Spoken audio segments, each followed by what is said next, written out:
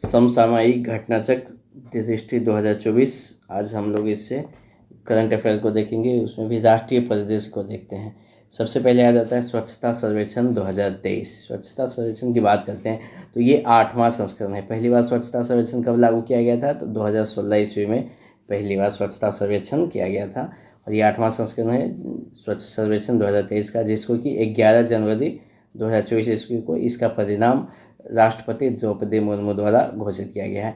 इसमें टोटल कितने शहरों का आकलन किया गया? तो इसमें टोटल 4477 यानी 4477 शहरों का आकलन किया गया है, जिसमें से 61 छावनियाँ हैं यानी कैंटोनमेंट हैं, 88 ऐसे शहर हैं जो कि गंगा किनारे बसे हुए हैं और यह विश्व का सबसे बड़ा शहरी स्वच्छता सर्वेक्षण है। ठीक है, यानी इसमें से क्या क्या बातें याद करने लायक है? पहली बात कि 8वां संस्करण है। टोटल कितने शहरों को आकलन किया गया? 4477 शहर, जिसमें से 61 छावनी है और 88 गंगा किनारे शहर है और ये विश्व का सबसे बड़ा शहरी स्वच्छता सर्वेक्षण है। अब हम देखते हैं कि इसमें से कौन कौन है जो टॉप 5 रैंकिंग में कौन कौन से राज्य हैं, कौन कौन से शहर है, वो दोनों देखते हैं। अगर बात करते हैं 1 लाख से अधिक जनसंख्या वाले शहरों की, तो उसमें से जो पहला स्थान हासिल किया है वो इंदौर मध्य प्रदेश ने हासिल किया है। उसी के साथ ही उसके साथ इस पोजीशन पे सूरत गुजरात, इसको भी रखा गया, यानी पहले पोजीशन पे इंदौर और सूरत दोनों ही हैं। और अभी तक इंदौर लगातार 7वीं बार भारत का सबसे स्वच्छ शहर घोषित हुआ है। तीसरे स्थान पे नवी मुंबई को रखा गया है, नवी मुंबई महाराष्ट्र में जो है, और चौथे स्थान पर विशाखापट्टनम आंध्र प्रदेश को रखा गया है। 5वें स्थान पर भोपाल मध्य प्रदेश को रखा है। यानी टॉप 5 में देखते हैं तो मध्य प्रदेश का 2 शहर है, एक इंदौर पहले पोजीशन पे है और फिर 5वें पोजीशन पे भोपाल है। इसके अलावा और जो प्रमुख शहर हैं जैसे नई दिल्ली, तो नई दिल्ली को कौन सा स्थान मिला है? नई दिल्ली को 7वां स्थान मिला है। उसका तिरुपति आंध्र प्रदेश का जो है उसको 8वां पोजीशन पे रखा गया है। ग्रेटर हैदराबाद यानी हैदराबाद को 9वें स्थान पर रखा गया है, जबकि पुणे 10वें स्थान पे है। इसमें जो टॉप 20 है उसमें यूपी का एकमात्र शहर है, वो भी कौन सा है? नोएडा, उत्तर प्रदेश का नोएडा है, जिसको कि 14वें स्थान पे रखा गया है। ये जो रैंकिंग थी 1 लाख से अधिक जनसंख्या वालों की थी, 1 लाख से अधिक जनसंख्या वालों की। अब 1 लाख से कम जनसंख्या में देखते हैं तो इसमें टॉप 5 में पहले स्थान पे सासवड़ महाराष्ट्र का है, दूसरा पाटन छत्तीसगढ़ का है। उसके बाद तीसरे स्थान पे आ जाता है लोनावला महाराष्ट्र का, कराड़ महाराष्ट्र का, पंचगनी महाराष्ट्र का। यानी टॉप 5 में से 4 शहर जो हैं वो महाराष्ट्र के हैं, 1 लाख से कम जनसंख्या वाले। शेष 5 राज्यों को देखते हैं, टॉप 5 राज्य कौन कौन है। तो शेष 5 राज्य देखना है तो बस क्या कीजिए, इंडिया का मैप निकालो और यहाँ से मध्य प्रदेश महाराष्ट्र से स्टार्ट करके एक सर्कल बना देंगे तो हमको शेष 5 राज्य मिल जाएंगे। कैसे? पहले स्थान पे महाराष्ट्र, फिर ऊपर की ओर जाएंगे तो मध्य प्रदेश, फिर थोड़ा सा मूव करेंगे तो छत्तीसगढ़, उड़ीसा, देन तेलंगाना। यही 5 राज्य हैं जो कि टॉप 5 राज्य आ जाते हैं स्वच्छता सर्वेक्षण में। इसके अलावा उत्तर प्रदेश को 9वां स्थान मिला है और बिहार को 15वां स्थान मिला है। ये 27 राज्यों की सूची में बिहार किस स्थान पे है पूछे तो 15वें स्थान पे, और उत्तर प्रदेश 9वें स्थान पे है। अब शेष 5 गंगा नगर कौन कौन से हैं? मतलब गंगा किनारे 88 शहरों को भी इसमें शामिल किया गया था और 61 छावनियाँ थी, टोटल 4477 शहर थे। तो अब हम शेष 5 गंगा नगर देख लेते कौन कौन सा है। तो वाराणसी को पहले स्थान पर रखा गया है, प्रयागराज दूसरे स्थान पे, बिजनौर तीसरे स्थान पे, हरिद्वार उत्तराखंड का हरिद्वार चौथे स्थान पे और कन्नौज उत्तर प्रदेश के। तो देखेंगे इस टॉप 5 में केवल एक शहर है हरिद्वार जो कि उत्तराखंड का है, बाकी सभी शहर किसके हैं? यूपी के। यानी फिर से एक बार देख लेते हैं, पहले पे वाराणसी, देन प्रयागराज, तीसरे पे बिजनौर और चौथे पे हरिद्वार, 5वें पे कन्नौज। और इसमें सबसे स्वच्छ छावनी जो 61 छावनी का आकलन किया गया है उसमें सबसे स्वच्छ छावनी किसको घोषित किया गया है? महो छावनी को। और ये महो छावनी किस राज्य में है? तो ये मध्य प्रदेश में है आपका, तो ये ध्यान रखिएगा, सबसे स्वच्छ छावनी महो छावनी। 1 लाख से अधिक जनसंख्या श्रेणी में जो टॉप 20 शहर है उसमें उत्तर प्रदेश का केवल एक शहर, वो भी कौन है? नोएडा, जिसको कि 14वां स्थान मिला है। इसके अलावा अगर यूपी के प्रमुख शहरों की बात करते हैं तो इसकी जो राजधानी है लखनऊ, उसको 44वां स्थान मिला है। गाजियाबाद को 38वां स्थान मिला है। अलीगढ़ को 40वां स्थान मिला है। वाराणसी 41वां स्थान मिला है। फिरोजाबाद 52वां स्थान मिला है और प्रयागराज को 71वां स्थान प्राप्त हुआ है। ये था यूपी के प्रमुख शहर, इनको कौन कौन सा स्थान मिला है। अब आ जाते हैं कि चंडीगढ़ को सर्वश्रेष्ठ सफाई मित्र सुरक्षित शहर घोषित किया गया है। ये इम्पोर्टेंट हो जाता है, एक महू वाला इम्पोर्टेंट है और एक ये इम्पोर्टेंट है कि सर्वश्रेष्ठ सफाई मित्र सुरक्षित शहर कौन सा है, चंडीगढ़। कचरा मुक्त शहरों की स्टार रेटिंग प्रोटोकॉल के तहत नोएडा को 5 स्टार शहर के रूप में नामित किया गया है। और स्वच्छ सर्वेक्षण 2023 के पुरस्कार के समारोह के दौरान 2024 के लिए एक गीत का भी विमोचन किया गया। स्वच्छ भारत मिशन के गीत कौन सा है, स्वच्छ भारत मिशन के गीत का विमोचन किया गया है, जिसको कि कैलाश खेर ने गाया गया है। इस गीत का शीर्षक है नया संकल्प है, नया प्रकल्प है। तो ये दोनों पूछ सकता है कि अभी जो स्वच्छ भारत मिशन के लिए एक गीत का विमोचन किया गया, उसका सबसे पहले शीर्षक क्या है, तो नया संकल्प है, नया प्रकल्प है। उसको गाया किसने है, उसको कैलाश खेर के द्वारा गाया गया है। अब आ जाते हैं दूसरा, पीएम जनमन। पीएम जनमन बोले तो प्रधानमंत्री जनजातीय गौरव न्याय महाअभियान, यही है इसका फुल फॉर्म। पीएम जनमन का फुल फॉर्म क्या हो जाएगा, प्रधानमंत्री जनजाति आदिवासी, PMJANMAN। देखिए पीएम से तो प्रधानमंत्री, जे से जनजाति आदिवासी, फिर एन से न्याय और एम से महाअभियान, एम मन से फिर महाअभियान घोषित कर दिया है। ठीक है, ये क्या है, सबसे पहले हम देखते हैं इसमें क्या किया गया है कि 18 राज्य और अंडमान निकोबार केंद्र शासित प्रदेश में मौजूद 75 समुदायों को उनके विकास के लिए ये काम किया गया है। और सबसे पहले इन 75 समुदायों को विशेष रूप से संवेदनशील जनजातीय समूह घोषित किया गया है, PVTG के रूप में इनको घोषित किया गया, पार्टिकुलरली वल्नरेबल ट्राइबल ग्रुप। और इनके विकास के लिए ये सब किस समुदाय से आते हैं, ये सब ST अनुसूचित जनजाति से आते हैं। इनके सामाजिक आर्थिक और शैक्षणिक सुधार के लिए प्रयास किया जा रहा है। सबसे पहले इसकी बात जो है निर्मला सीतारमण के द्वारा 2023-24 के बजट के भाषण के दौरान की गई थी, और इसी के तहत प्रधानमंत्री PVTG विकास मिशन प्रारंभ किए जाने की घोषणा की थी। और इसमें क्या कहा था कि अगले 3 वर्षों में 15,000 करोड़ रुपए की राशि उपलब्ध कराएगी। अब देखते हैं ये जो PVTG है, यानी पार्टिकुलरली वल्नरेबल ट्राइबल ग्रुप, इसका फुल फॉर्म भी याद रखिएगा, PVTG का पूछ सकता है, पार्टिकुलरली वल्नरेबल ट्राइबल ग्रुप। इसमें क्या किया जाएगा कि जो भी PVTG के परिवार होंगे उनको सुरक्षित आवास, स्वच्छ पेयजल, स्वच्छता, शिक्षा, स्वास्थ्य और पोषण, सड़क, दूरसंचार संपर्कता, संधारणीय आजीविका के अवसर जैसे बुनियादी सुविधाएं उपलब्ध कराई जाएगी। मतलब उनकी स्थिति में सामाजिक, आर्थिक और शैक्षणिक तीनों स्थिति में सुधार करने का प्रयास किया जा रहा है, सामाजिक, आर्थिक रूप से भी और शैक्षणिक, उनको शिक्षा भी प्रदान करके। ठीक है, तो ये सुधार किया जा रहा है।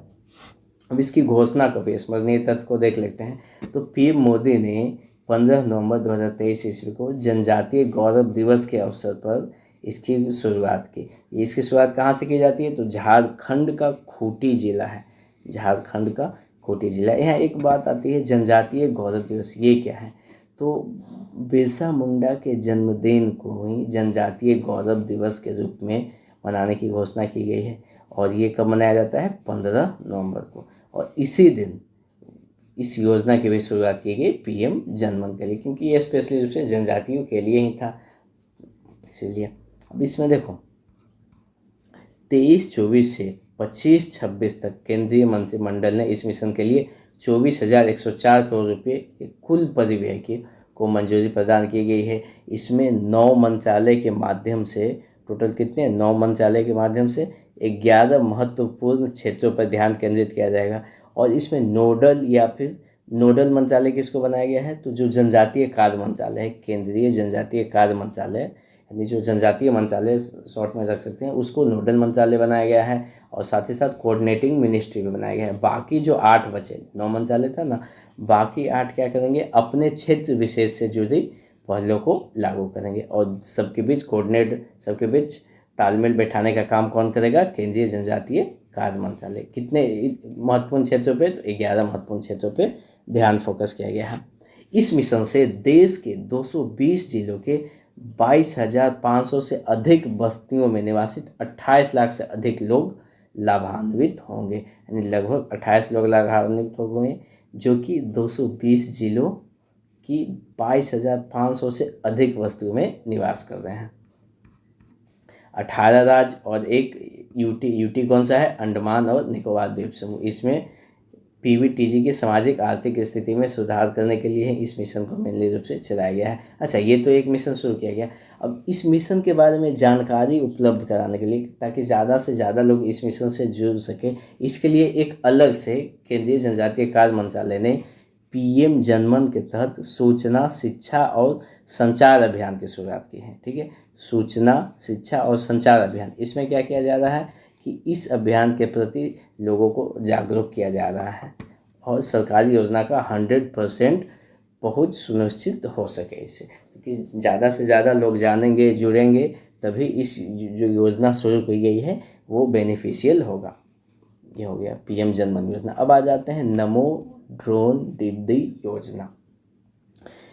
अगर हम बात करते हैं फर्टिलाइज़र में, ये सबसे पहले किस फील्ड के लिए लाया गया है, फर्टिलाइज़र यानी उर्वरकों के छिड़काव के लिए। कैसे, आगे हम देखते हैं। सबसे पहले अगर हम बात करते हैं तो भारत उर्वरकों का दूसरा सबसे बड़ा उत्पादक है। लेकिन उत्पादक तो है ही, लेकिन दूसरा सबसे बड़ा आयातक भी है, क्योंकि यहाँ जो प्राकृतिक संसाधन है जैसे गैस, फॉस्फेटिक एवं पोटास, खनिज इत्यादि की अपर्याप्त उपलब्धता है। और भारत एक कृषि प्रधान देश भी है, तो यहाँ खुद उर्वरक का बहुत ज़्यादा खपत होती है। तो इसलिए दूसरा सबसे बड़ा उत्पादक होने के बावजूद हम दूसरे सबसे बड़े आयातक भी, हम सबसे ज़्यादा इंपोर्ट भी करते हैं।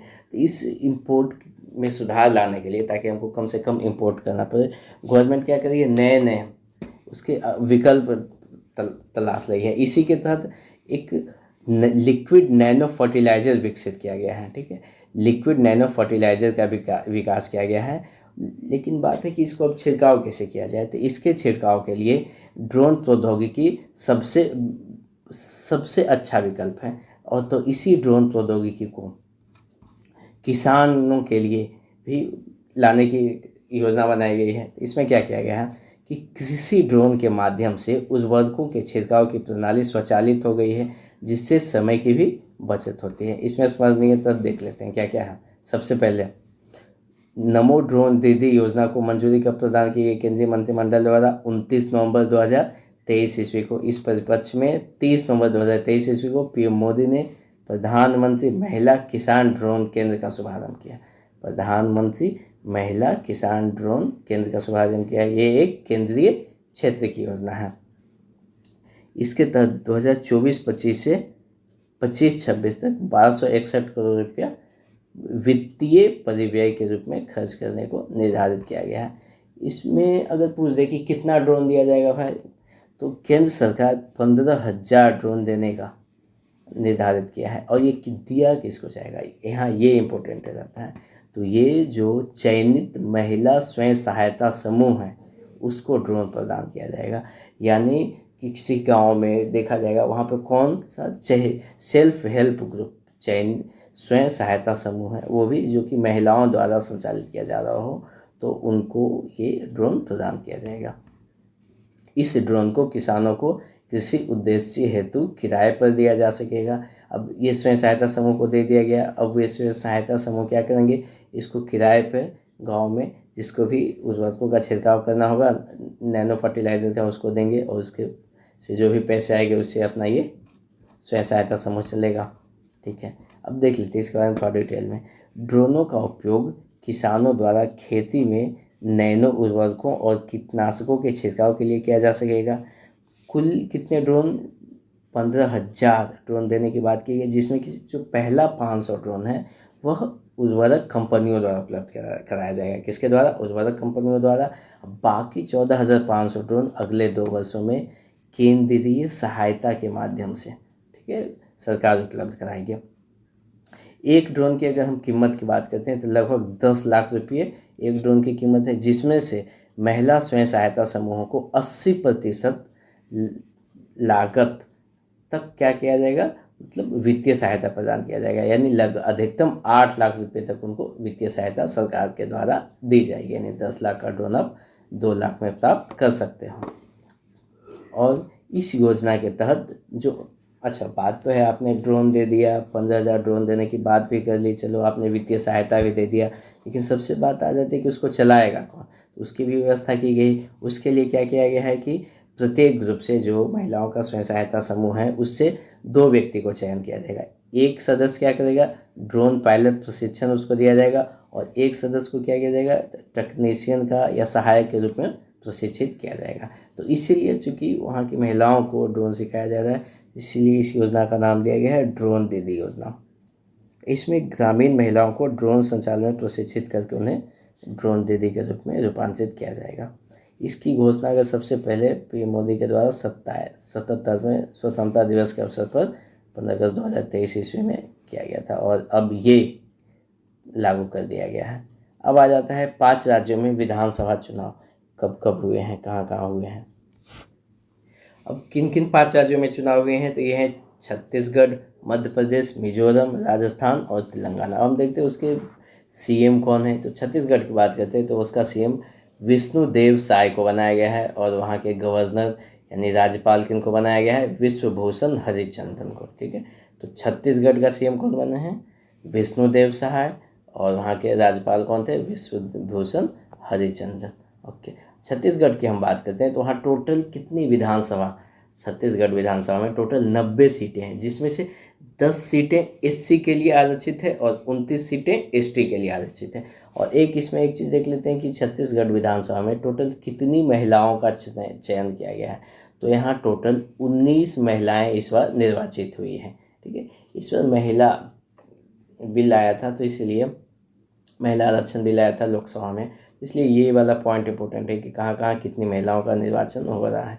इसलिए ध्यान में रखिए, टोटल कुल 19 महिलाओं को निर्वाचित किया गया है छत्तीसगढ़ में। और यहाँ इस बार छत्तीसगढ़ विधानसभा चुनाव 2023 के लिए चुनई चिरई को शुभंकर घोषित किया गया था। ये पूछ सकता है कि छत्तीसगढ़ विधानसभा चुनाव में शुभंकर किसे घोषित किया गया था। शुभंकर के तौर पे चुनई चिरई को घोषित किया गया है। इस साल यहाँ टोटल 76% वोट पड़े हैं, और ये 3 दिसंबर को इसका चुनाव घोषित हुआ। इसमें बीजेपी को बहुमत हासिल हुआ। टोटल 19 महिलाओं को निर्वाचित किया गया है, ठीक है। और यहाँ सीएम किसको बनाया गया है, विष्णुदेव साय। विष्णुदेव साय ये व्यक्ति के रूप में छत्तीसगढ़ के चौथे मुख्यमंत्री हैं, और ये पहले आदिवासी मुख्यमंत्री हैं, ठीक है। और इनके अलावे फिर 2 को उप मुख्यमंत्री बनाया गया है, उतना इम्पोर्टेंट नहीं है, फिर भी एक बार देख लेते हैं। अरुण साव और विजय शर्मा को उप मुख्यमंत्री बनाया गया है। बस ये याद रखिए, पहले आदिवासी मुख्यमंत्री है विष्णुदेव साय। अब आ जाते हैं अगले राज्य पे। तो अगला राज्य कौन सा है, मध्य प्रदेश। मध्य प्रदेश, तो मध्य प्रदेश की बात करते हैं तो यहाँ के सीएम बनाया गया है मोहन यादव को, और राज्यपाल किसको बनाया गया है, राज्यपाल तो पहले सीएम बने हुए थे, वो कौन थे, मंगू भाई छगन भाई पटेल, ठीक है। दोनों याद रखिए कि मध्य प्रदेश के मुख्यमंत्री मोहन यादव को बनाया गया है, जबकि राज्यपाल मंगू भाई छगन भाई पटेल हैं। यहाँ कुल 230 सीटें हैं, लेकिन एससी और एसटी की कितनी सीटें आरक्षित है, तो 35 एससी के लिए और 47 एसटी के लिए, क्योंकि मध्य प्रदेश में बहुत सारी आदिवासी जनजातियाँ निवास करती हैं, तो इसलिए 35 सीटें एससी के लिए आरक्षित किया गया और 47 सीटें एसटी के लिए आरक्षित किया गया है। यहाँ टोटल 27 महिला विधायक निर्वाचित हुई है, महिला विधायकों का चयन किया गया है, निर्वाचन किया गया है। 13 सितंबर 2023 ईस्वी को भोपाल में मोहन यादव ने मध्य प्रदेश के नए मुख्यमंत्री के तौर पे शपथ ग्रहण किया, और ये उज्जैन दक्षिण विधानसभा क्षेत्र से इनका निर्वाचन हुआ। इसके अलावा 2 उप मुख्यमंत्री भी यहाँ बनाया गया है, यानी कि ये हो गया आपका मध्य प्रदेश। अब आ जाते हैं मिजोरम विधानसभा चुनाव।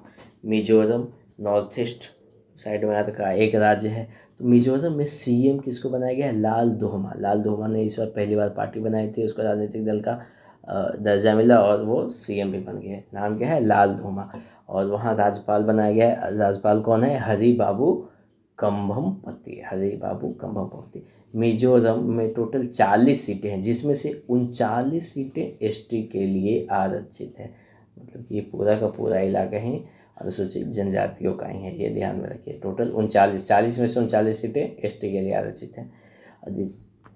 एक चरण में यहाँ चुनाव हुआ, टोटल 80% के आसपास लगभग मतदान हुआ है। और यहाँ जो जीतने वाली पार्टी है उसका नाम है ZPM। बहुत चर्चा में, इसलिए इसको ध्यान रखें।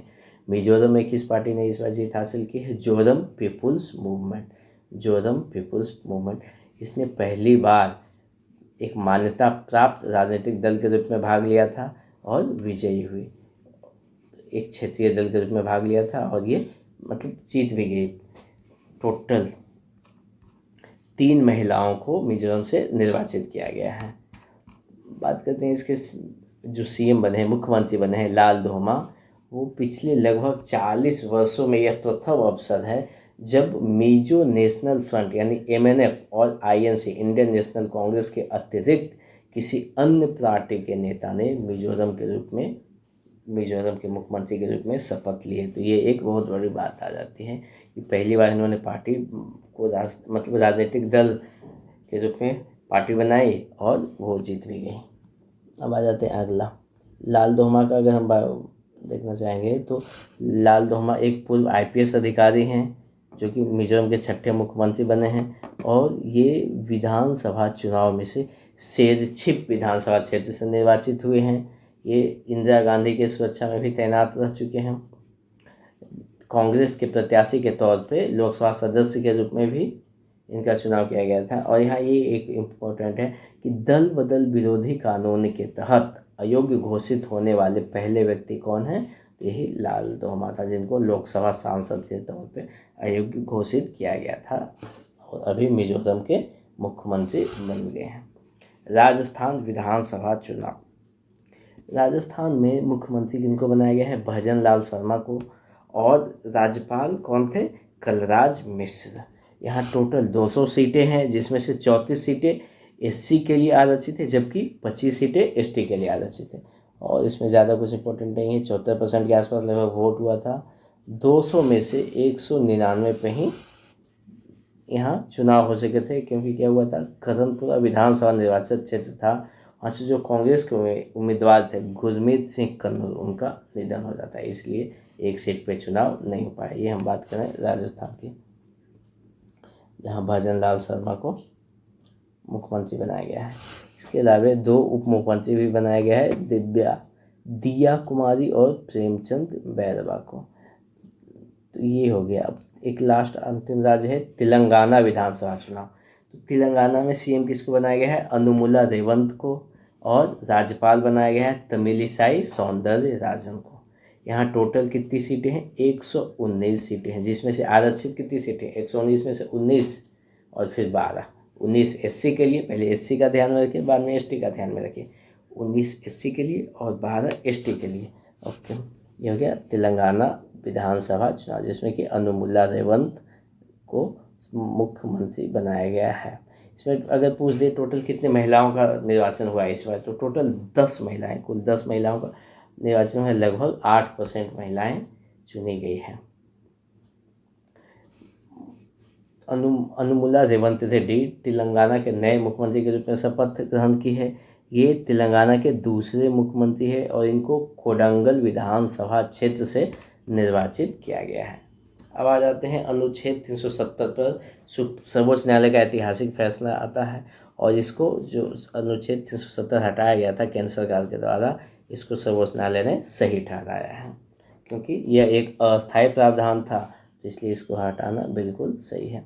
इसके बाद फिर सर्वोच्च जम्मू और कश्मीर पुनर्गठन विधेयक 2023 लाया गया था, जिसके तहत क्या किया गया है, जम्मू और कश्मीर विधानसभा में सभी निर्वाचित सीटों में से महिलाओं के लिए 1/3 सीटें आरक्षित करने का प्रावधान किया गया है। ये हो गया। अब इसके बाद हम आ जाते हैं